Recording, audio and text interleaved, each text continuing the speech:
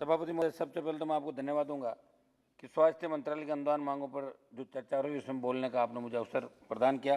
सभापति महोदय, निश्चित रूप से कोरोना के अंदर हम जब उस समय उस साइड में थे तब भी भाषण हुआ था और हमने एक बात कही थी कि हिंदुस्तान के अंदर वर्ल्ड ये सोच रहा था कि पता नहीं कितना बड़ा नुकसान होगा, हिंदुस्तान के अंदर कोरोना का कितना बड़ा विस्फोट होगा, लेकिन 2 लाख के समथिंग मौतें हिंदुस्तान के अंदर, ये कम मौतें नहीं, ये सरकारी आंकड़े बता रहे हैं।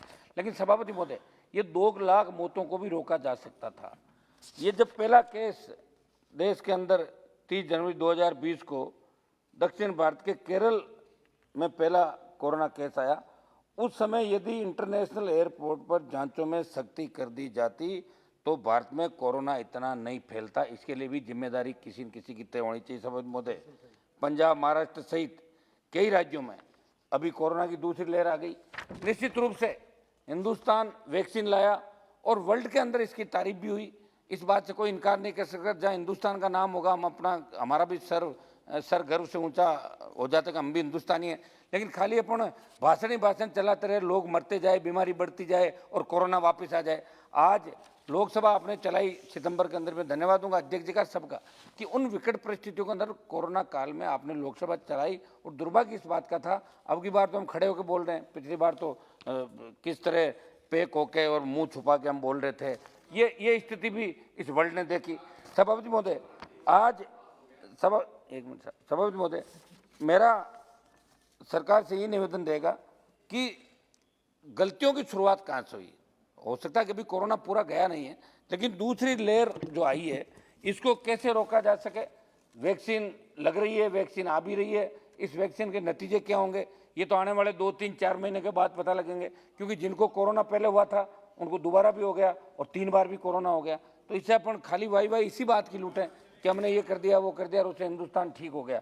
सभापति महोदय, आज हिंदुस्तान के ये सही है कि प्रधानमंत्री सहायता कोष से जो पैसा मिलता है वो प्रत्येक गरीब तक उसकी मदद जाती है। हमारे पास एमपीओ को सबसे ज़्यादा अगर दुआ एमपीज को मिलती है वो इसी बात की मिलती है कि हम प्रधानमंत्री को पत्र लिखते हैं किसी गरीब मरीज के लिए और वो पैसा यहाँ से आता है। प्रधानमंत्री रिलीफ फंड का जो पैसा है उसमें भी बढ़ोतरी की आवश्यकता है। एक बात मैं और कहना चाहूँगा कि आपने सांसदों का बजट 2 साल का रोक दिया, वो सिर्फ कोरोना के लिए रोका, तो कम से कम उस बजट को कोरोना के लिए मेडिकल हेल्थ के अंदर चालू करा दो कि भाई एमपी अपना बजट जो 5 करोड़ रुपए मिलता है वो मेडिकल हेल्थ में वो इंफ्रास्ट्रक्चर बढ़ाने के लिए वहाँ दे सके। ऐसी व्यवस्था सरकार को करनी चाहिए। सभापति महोदय, मैं आज बस, आप तो मेरे को 5 मिनट का तो टाइम का था, अब 1 मिनट में घंटी बजा दी, फिर तो हमारा तो मुंह वो बन ही नहीं पाएगा। 2-3 मेरी जरूरी बातें मैं करता हूँ। सभापति महोदय, 45 विगत वर्ष 2020-21 में 54,452 करोड़ रुपए की तुलना में इस बार बजट के अंदर बढ़ोतरी की, ये निश्चित रूप से धन्यवाद। 2,23,846 करोड़ रुपए का बजट आवंटन किया, ये 137% की बढ़ोतरी की, जो एक अच्छी बात है। सभापति महोदय, आज विकसित देशों की तुलना में यदि भारत के ग्रामीण क्षेत्रों में स्वास्थ्य सेवाओं की बात करें तो आज गाँव के अंदर सब सेंटर नहीं है, गाँव के अंदर, और कई जगह सब सेंटर खुल गए तो किराए के भवन के अंदर नर्स कंपाउंडर रहता है। प्रत्येक पंचायत मुख्यालय पे पीएचसी हो, प्रत्येक गांव के अंदर सब सेंटर हो, ये आज़ादी के 70 साल बाद व्यवस्था के। सभापति महोदय, एक आध मिनट मेरी बात कहूँगा। आज डिमांड थी स्वास्थ्य की और राजस्थान की विधानसभा चल रही है, वहाँ आईसीयू के अंदर एक अस्पताल के सेल्बी हॉस्पिटल है, वहाँ आईसीयू के अंदर एक महिला के साथ बलात्कार हुआ राजस्थान के अंदर।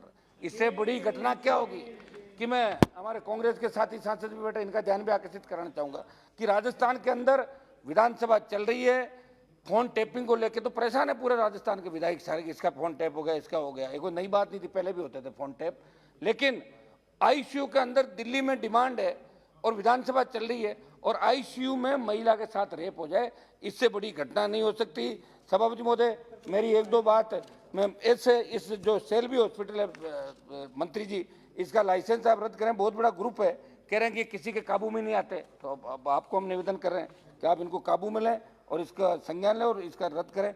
एक सभापति महोदय, एम्स जोधपुर जो मेरे लगता नागौर के नज़दीक का इलाका, निश्चित रूप से एम्स की जो सोच थी देश के अंदर बहुत अच्छी सोच थी। हम भी चाहते हैं कि दिल्ली एम्स की तर्ज पे जोधपुर के अंदर भी तमाम विशेषज्ञ लगे, लेकिन वहाँ पे सभापति महोदय जो गड़बड़ घोटाला हुआ, वहाँ वैकेंसी नहीं निकाल के अभी कॉन्ट्रैक्ट बेस पे, एक पिछली बार भी मैंने मामला उठाया था, 3,000 से ज़्यादा वार्ड बॉय, सुरक्षा गार्ड, सीनियर नर्सिंग ऑफिसर इतने ज्यादा तादाद में लगा दिए, और वो भी जाति विशेष के लोगों को वहां लगा के। क्या संदेश आप देश के अंदर देना चाहते हो मंत्री जी? हम आपका भी हर बार धन्यवाद करते हैं, लेकिन इसका मतलब ये नहीं हो गया कि हमारे पड़ोस में कोई गुंडागर्दी चल रही है हम चुपचाप बैठेंगे। वो जोधपुर एम्स नागौर संसदीय क्षेत्र के लगता हुआ इलाका है, और एम्स के अंदर अगर इस तरह आप चाहे जैसे भेड़ बकरियों की तरह आप लोगों को भर दोगे, चाहे जिसको नौकरी लगा दोगे, तो एम्स से भरोसा ही उठ जाएगा लोगों का। मैं इसके अंदर मंत्री जी का सपोर्ट चाहूंगा कि हम जोधपुर के सारे प्रकरणों की जो फर्जी नियुक्तियां हुई है, संविदा को उनकी जांच करा के और उनको निकालें।